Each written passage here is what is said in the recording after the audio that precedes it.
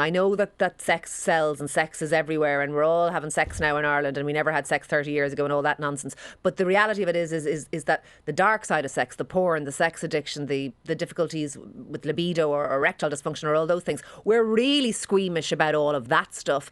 And I imagine that sex addiction is not something you chat with your mates about in the pub. And I think that creates a problem because if you can't talk about it, very difficult to deal with it. So, and I think the pandemic did isolate people. Probably people did turn to porn more and other maybe darker aspects. I think sex is everywhere, and I wonder, is the problem actually, I mean, we didn't have a problem with sex addiction 30, 40 years ago when sex was definitely swept under the carpet.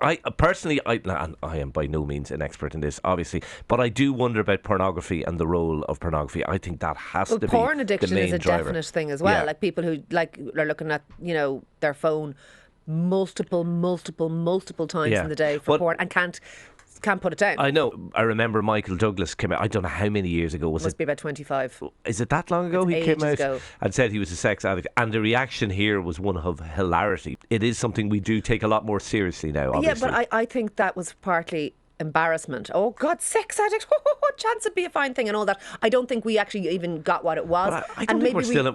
personally, I don't sense much embarrassment out there about sex in Ireland. I think sex is absolutely everywhere.